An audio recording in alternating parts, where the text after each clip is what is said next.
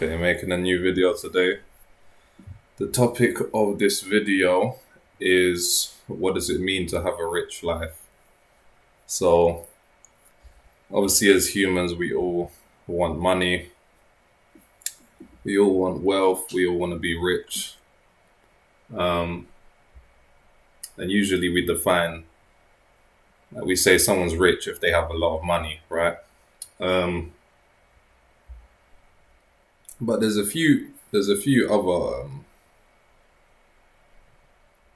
other ways we use that word. For example, with certain foods, you could have like food like a chocolate pudding or something. You could say it's very rich because it's very filling. You don't have to have a lot of it, and it'll fill you up essentially. And so there's a kind of a correlation between being rich and being full. So it's kind of like your bank account is full, right? So yeah, I don't really want to cover the basic obvious stuff that everyone knows. Just being rich is having a lot of money, of course. But I just wanted to kind of touch on the topic of having a rich life. So mainly I want to kind of highlight the connection between richness and variety. So really what we want, why we want to even attain money, right? Of course, there's many different reasons. Part of it is security. Part of it is freedom to be able to buy what you want, work when you want, so on and so forth. So security, freedom, those are two key factors. But even with the freedom, this kind of links in with the variety. See, freedom, as I've explained in some of my other videos, is linked with choice. If you don't have any choice, then you're not free, right? This is kind of why when we lock people up, if you imprison someone, they're not free because they can't just choose to leave.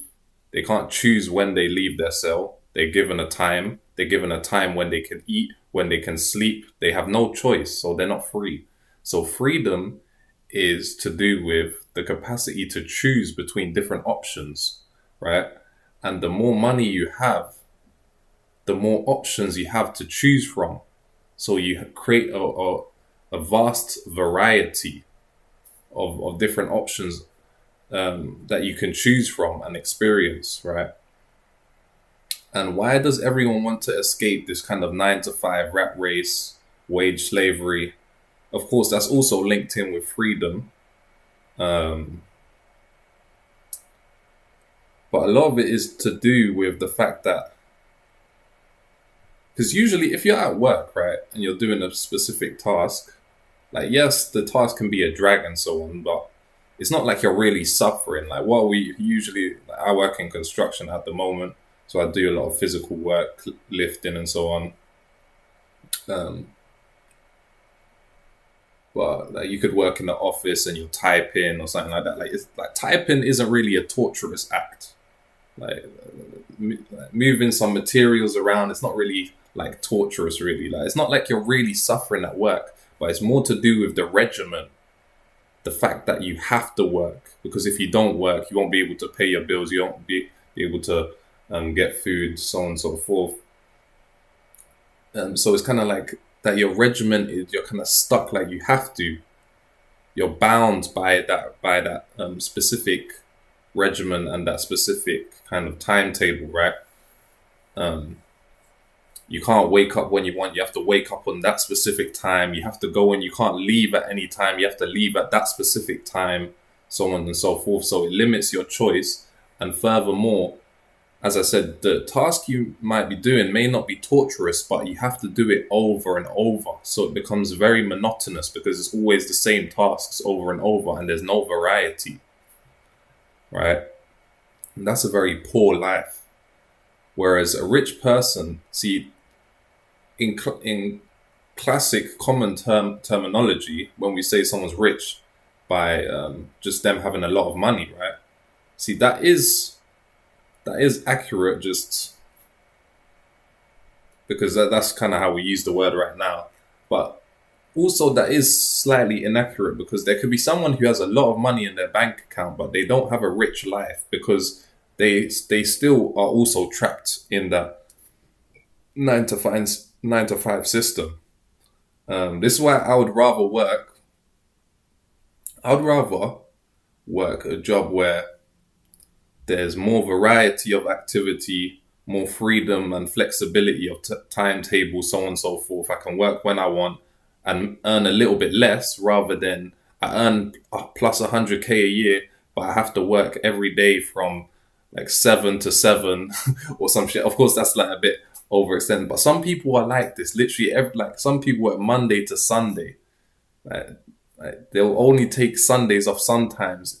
If like bare minimum, they're doing Monday to Saturday. They'll be doing overtime every day, this and that. And yeah, they have a lot of money in their bank account, but then like, how can you even enjoy that money? You're at work all the time, so it's all for naught. You're just paying off your mortgage and this and that, and like you're still in that monotonous loop. You don't have any variety. They may have like one weekend where they go to the Bahamas or something, but what's one weekend? It's nothing. So really, why we would say that someone's rich when they have a lot of money is because, as I said, some people with a lot of money, they fall into that trap. But what most of them are now able to do is they're able to kind of reschedule how they work when they want, do the type of work that they want, and on their off time they can afford a lot more off time. And with that off time, because they have so much money, they now have a variety of options to choose from. So they have so many different activities. See, like a poor person, right? You could come home from work and you could have free time, but there's still only so much you can do with that free time. That's why so many people are addicted to drugs or video games or so on and so forth, because you come home from work, you're tired. There's not even much like that much you can do. Like there's a few things that could be exciting, but it costs a lot. So you can only do it every now and then, right? So when you have money, you can afford these things. You have more variety of activities that you can do with that free time. So essentially, my main point of this video is that richness is to do with variety. So yes, earning a lot of money is linked in with that and is a great tool to access that variety. But my main point is that earning money won't fulfill you or do anything for you by itself. Like there's certain people, they're millionaires and billionaires, they're still miserable. They'll die with billions in their account. Then yeah, they might pass on to their family or whatever. But still, like it's kind of worthless, like having all that money just sitting there and so on and so forth. So like money is just a tool. You have to realize, because people start to get. Everyone knows this at the beginning of their life. They know that money is just to be used, right? Money is there to be spent.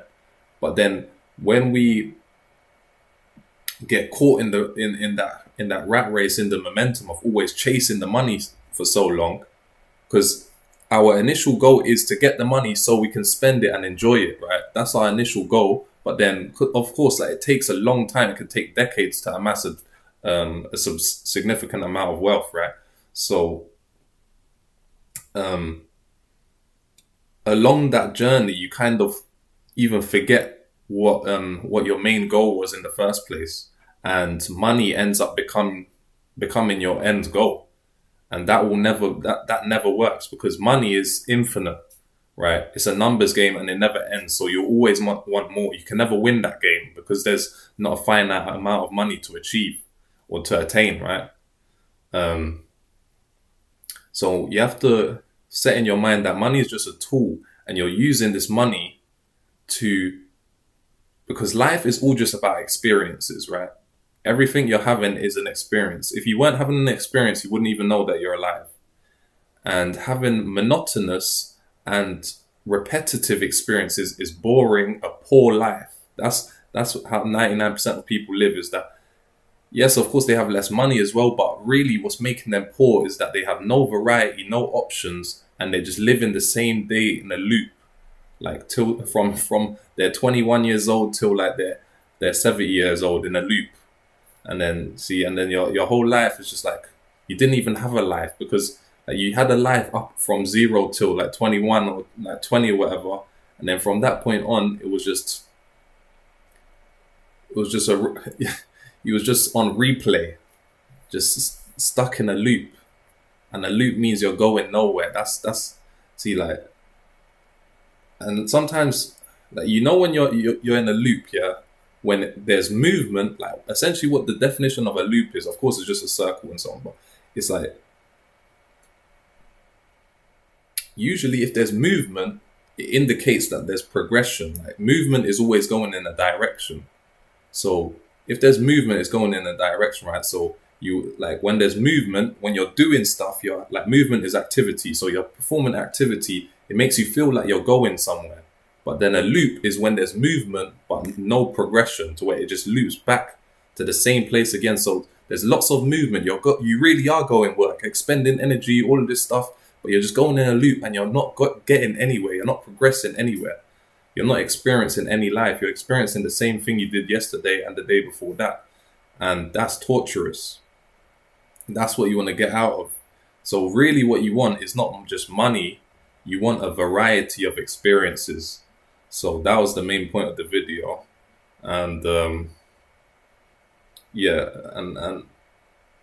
and so of course you can still try and attain a lot of money and so on to kind of facilitate that and so on. However, once you realize this as well, you can create and not manifest, but you can cultivate a lifestyle that is a rich lifestyle, even without having a lot of money in the bank account, by acknowledging and realizing that really what richness is having a variety of options, a variety of choices, of activities that you can partake in and enjoy. So I'm gonna leave that one there. If you enjoyed, please like. If you're new and you're not subscribed, please subscribe. Cheers.